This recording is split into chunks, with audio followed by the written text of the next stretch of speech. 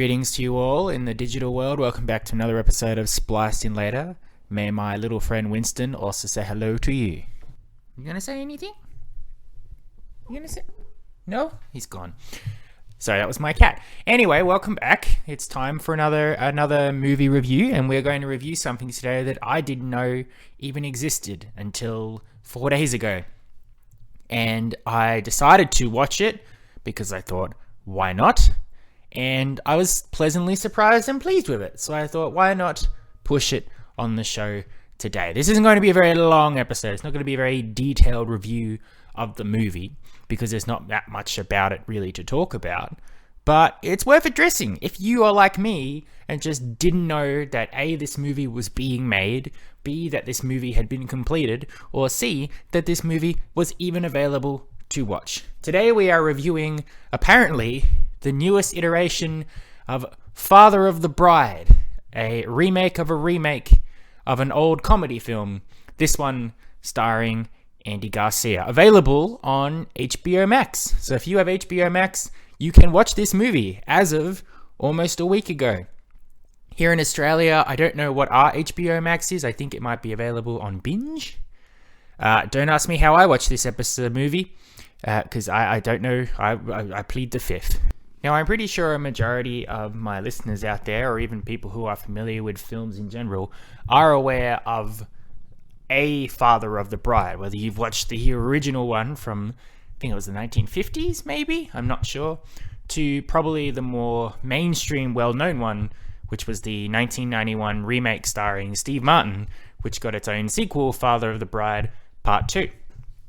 That's the one I'm familiar with, and that's the reason why I wanted to watch this one. I had the same approach when I heard about it as I did for the Cheaper by the Dozen movie that came out on Disney Plus that I reviewed much earlier in the year. I was indifferent to it. I coincidentally had a love for an earlier version of the movie that starred Steve Martin, but I like to give things a chance. I like to see if things put a different spin on things. But I did not have a particular high bar for it to meet. However, where Cheaper by the Dozen disappointed me very much because it seemed like really just an attempt at using a brand to sell a movie to cash in on Disney Plus streaming, all of the stuff that I outlined in that episode that you can go back and look at. For this Father of the Bride with Andy Garcia, I was pleasantly surprised at how wholesome it was. And that's what's going to come up a lot in this review today, the term wholesome content. Because at least for me specifically watching it, it didn't feel like it was made for brand recognition. It didn't feel like it was made to... It was like people were looking around going, what do we got? Well, we've got the Father of the Bride IP. People are clamoring for a new Father of the Bride. That'll sell. Just make that. There seems to be a genuine bit of love and respect put into the story they're trying to tell. And it didn't go the opposite direction, which was turn it into a really goofy, silly comedy with dumb slapstick toilet humor that just doesn't resonate because they don't particularly know who their audience is. So, Father of the Bride with Steve Martin is a great film because Steve Martin is a great comedic actor. I highly recommend that as well if you haven't seen it. What's great about that Father of the Bride? Now, I don't know because I haven't seen the original Father of the Bride. I assume it's homaging it as much as it can. But the comedy in that film isn't big, over-the-top, slapstick-style humor that you would expect from something like that. Something that you get in a Meet the Parents style film. The plot of that movie and this movie is pretty much the same. You have your older father and their wife. All the kids have gone off into the world to do their own thing. But they are especially fond of their daughter. They miss her terribly. So they're very excited for her to come back and visit from wherever she is, college or whatever. But when she comes back, surprise, surprise, she met somebody and they've engaged themselves to be married and they want to get married as soon as possible. And the father, who is very overprotective of their daughter, who is having terrible trouble coming to terms with the fact that his daughter has even become a woman, let alone a woman who is about to be married, has to go along with everything that's happening, arranging the wedding, paying for everything, hiring wedding planners and catering, and watching the bill get higher and higher and higher, all the while being unable to accept this new man in his daughter's life or the family that comes with him, or just all the hoops and trials and tribulations that come with it. But it doesn't turn into another type of Steve Martin movie where he accidentally falls into a cake or has a very awkward encounter with the parents of the groom by accidentally getting the toilet clogged up while he's using it or something like that. It's very matter of fact. Everything, the most silly aspect of that film, the comedy, comes from the Martin Short character who plays the wedding planner.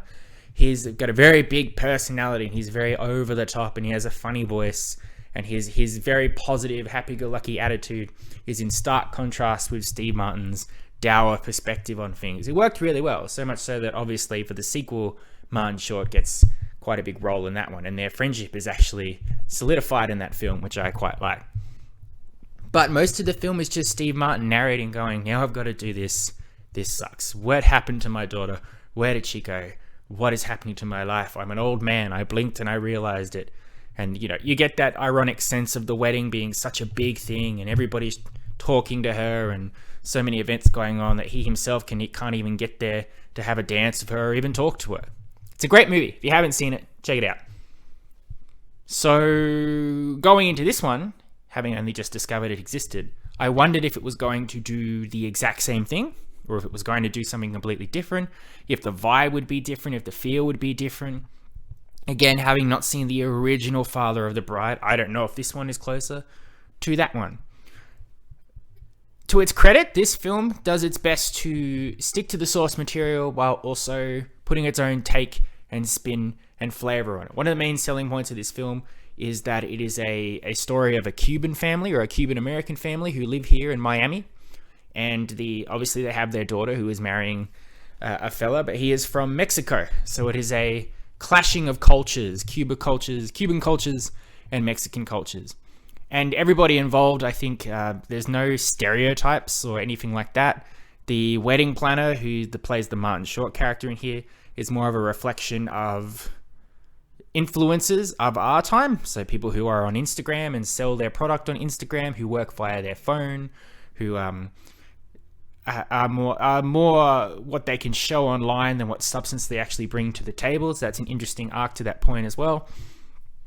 But the big difference from this film that distinguishes it from the other ones, at least the Steve Martin one, is the marital problems that Andy Garcia's father has with the mother of the bride. The movie opens up the same way as the Father of the Bride in 1991 does, with Andy Garcia narrating about his life and where he came from and his early days marrying their mother and growing up and building his house and raising his two daughters. But it's all worth it because he has a wonderful family and he's living the American dream. But then it's smash cut to the present, and him and his wife are in marriage counseling. And they decide that very morning that their marriage is completely unsalvageable. They hate each other. They can't stand to be in the same room as each other. So they're going to get divorced. And luckily, their eldest daughter is coming to visit from college, so they can tell everybody that night. But of course, that night is when the daughter says, "Oh, I'm getting married. I'm getting married right now." So they have to play along because they don't want to put a downer on the situation. They don't want to say, "Happy wedding, our marriage is imploding." So they have to pretend everything's fine. The mother can do it. The mother is very capable and she deals with stress easily, and she's much more accepting of everything that's going on around her. But Andy Garcia is very uppity. He's very proper. He has a certain way of doing things. He demands a certain level of respect. He doesn't want his marriage to implode.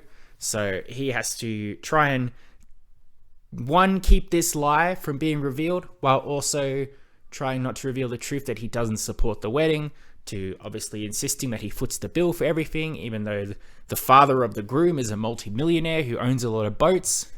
So there's a lot of different things in here that distinguish it from the other movies. It's to a point where it's not just a carbon copy of what came before. There's also a nice little side story of the younger daughter in this film, who obviously suffers from envy because the eldest daughter is getting married, she's in college, everybody pretty much worships the ground she walks on. Whereas the younger daughter wants to be a dress designer, but she can't hold down a job.